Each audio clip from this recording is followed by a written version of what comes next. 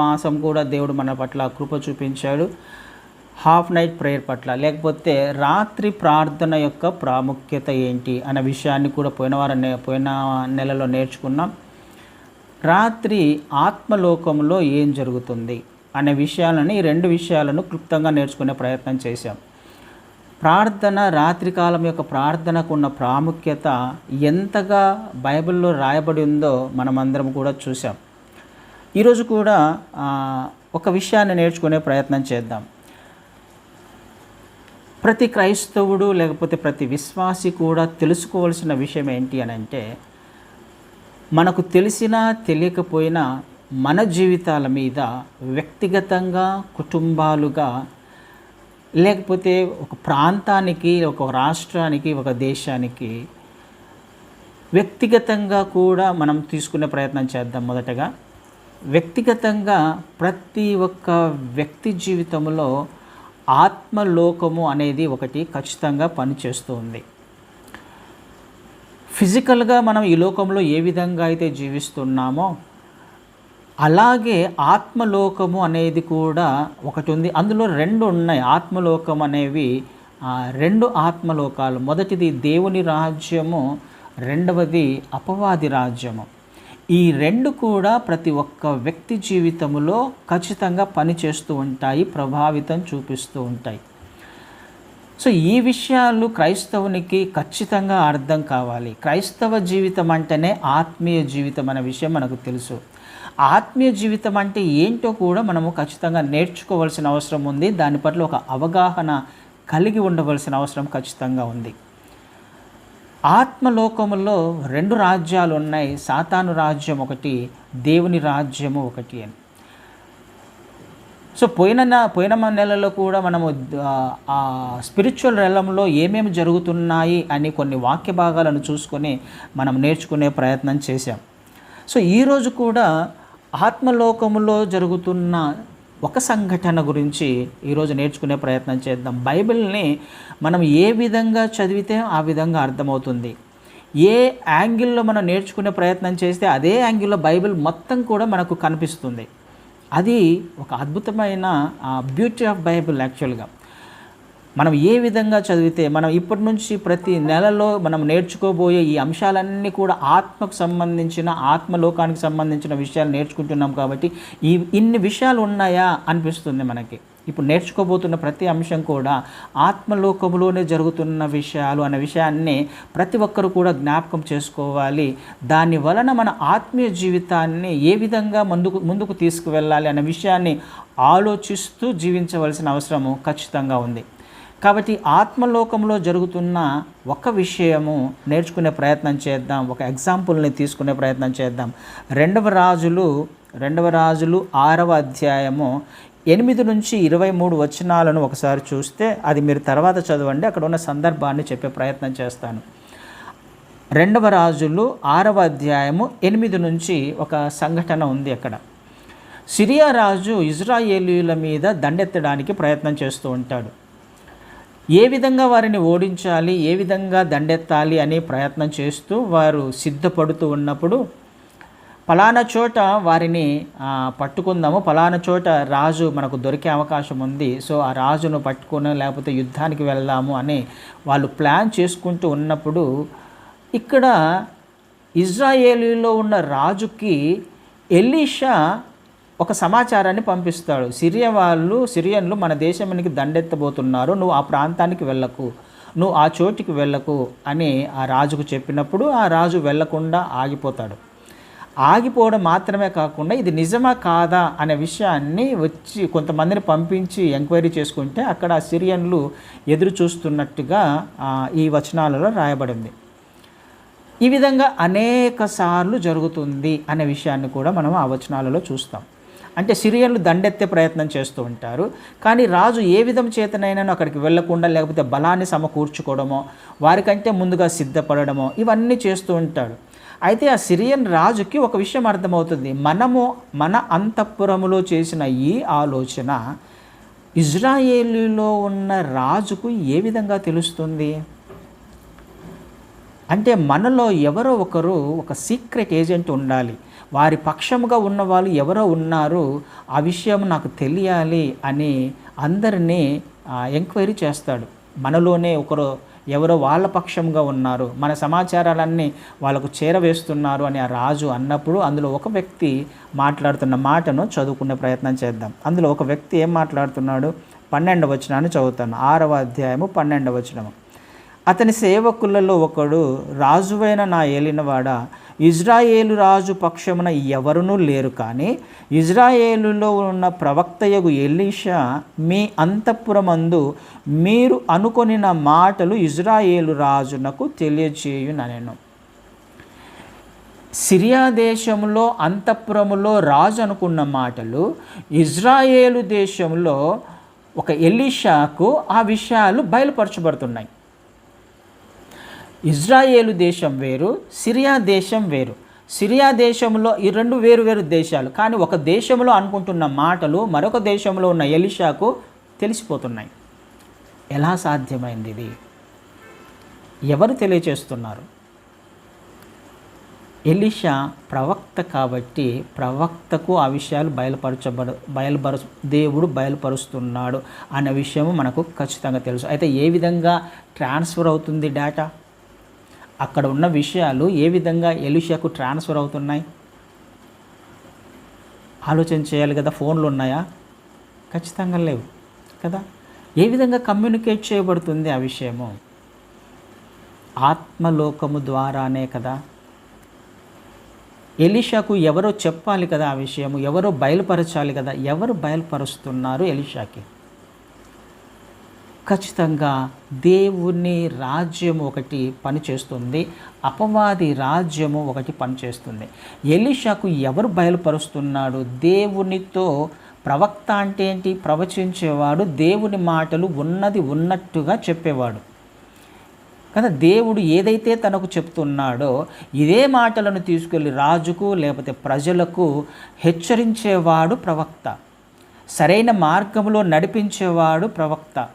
అపాయము రాకుండా చూసుకునేవాడు ప్రవక్త కదా. ఈ విషయాలనే రాజుకు తెలియచేస్తున్నాడు. అయితే ఎవరు బయలుపరుస్తున్నాడు?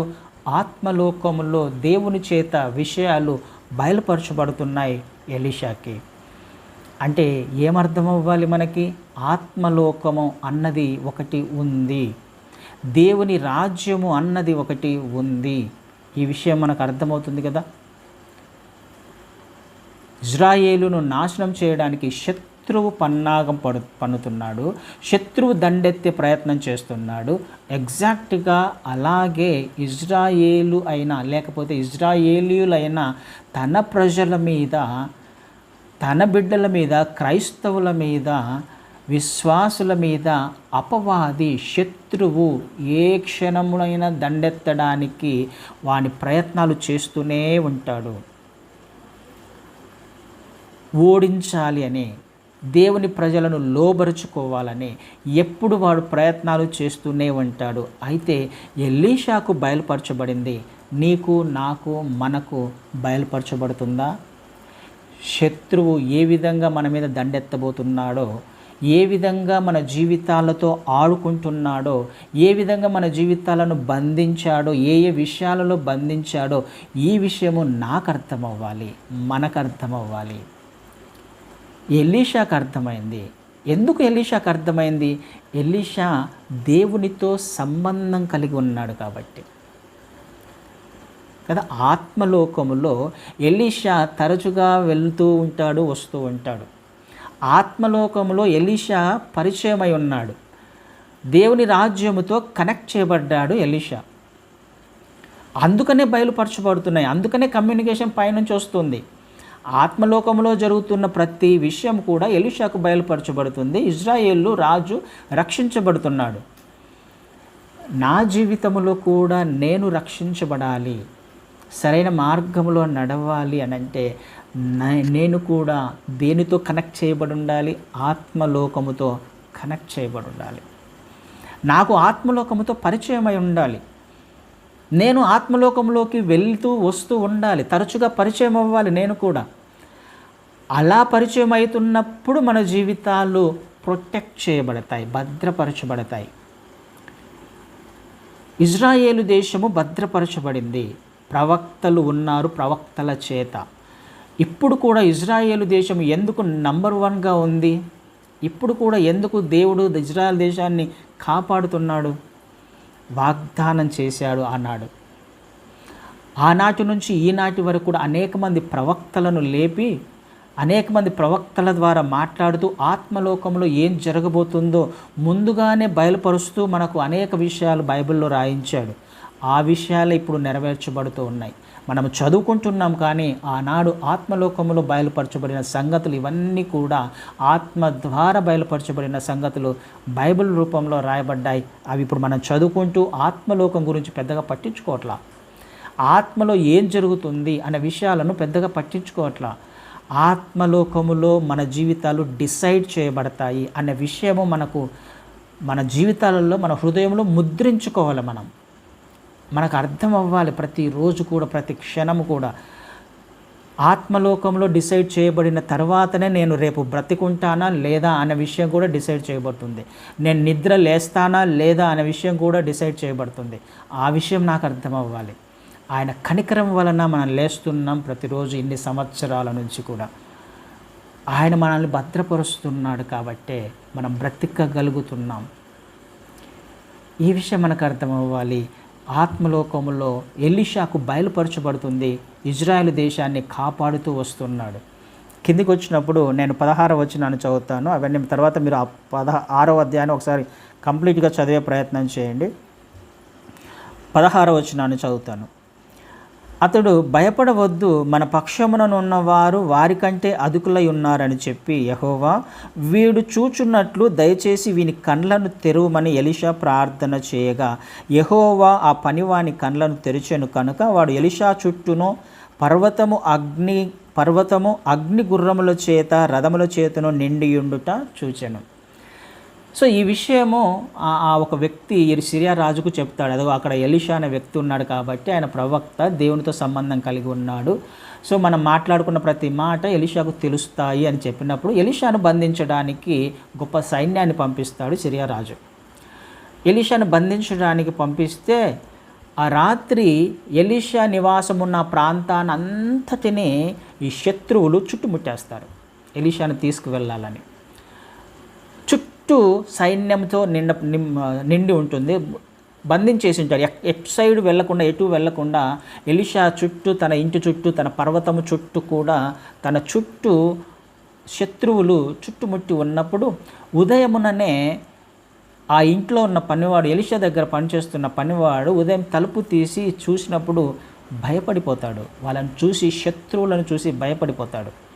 పరిగెత్తుకుంటూ ఎలీషా వద్దకు వచ్చి మాట్లాడుతున్న మాట 16వ వచనంలో, మన పక్షం అతడు దైవజన అతని పనివాడు 15వ వచనంలో, పెందల కడ లేచి బయటకు వచ్చినప్పుడు గుర్రములను రథములను గల సైన్యము పట్టణమును చుట్టుకొని ఉండుట కనపడెను. అంతటా అతని పనివాడు, అయ్యా నా ఏలినవాడ, మనం ఏమి చేయదుమని ఆ దైవజనునితో అనగా, వచ్చి ఎలీషాతో చెప్తున్నాడు, అయ్యా ఏం చేయాలి, మనకు శత్రువు వచ్చాడు, చుట్టుముట్టాడు అని అంటే ఎలీషా గారు మాట్లాడుతున్న మాట ఎంత అద్భుతమైన మాట చూడండి. 16వ వచనంలో, అతడు, భయపడవద్దు, మన పక్షముననున్నవారు వారికంటే అధికులై ఉన్నారని చెప్పి, యెహోవా వీడు చూచున్నట్లు దయచేసి వీని కండ్లను తెరువమని ఎలీషా ప్రార్థన చేయగా, యెహోవా ఆ పనివాని కండ్లను తెరవచేసెను కనుక వాడు ఎలీషా చుట్టూను పర్వతము అగ్ని గుర్రముల చేత రథముల చేత నిండి ఉండుట చూచెను.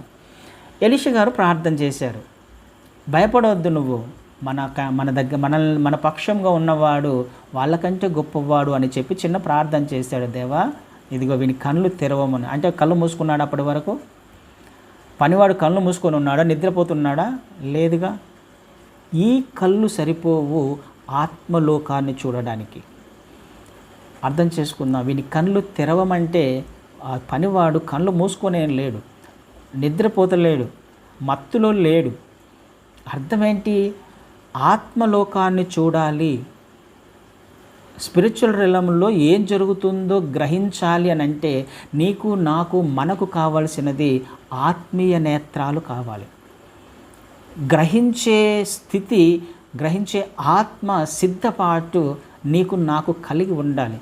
అక్కడ జరుగుతున్న విధమైన ప్రార్థన చేయంగానే ఆ వ్యక్తి యొక్క కళ్ళు తెరవబడినప్పుడు ఆ శత్రువుల చుట్టూ కూడా అగ్ని రథాలు, పర్వతము చుట్టూ అగ్ని రథాల చేత నిండి ఉంది. శత్రువులను ఎవరైతే శత్రువులు వచ్చారో వారి చుట్టూ ఈ అగ్ని రథాలు నింపబడి ఉన్నాయి.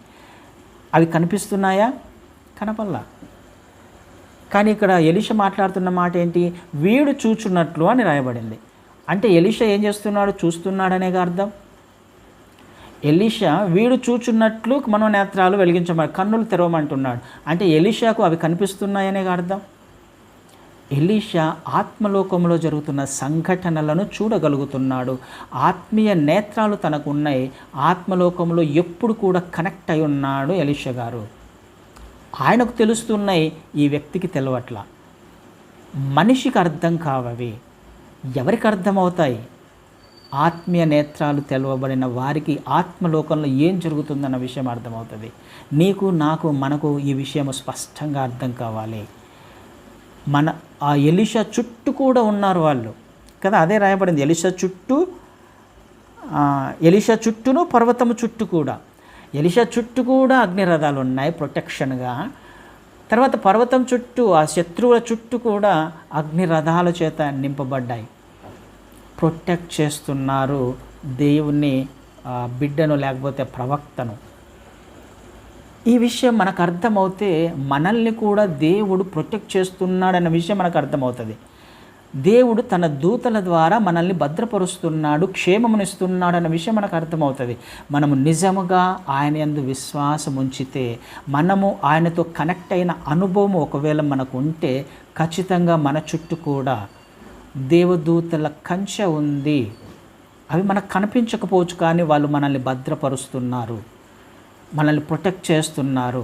ఆత్మలోకంలో ఏం జరుగుతుందన్న విషయము ఖచ్చితంగా నీకు, నాకు, మనకు తెలియాలి.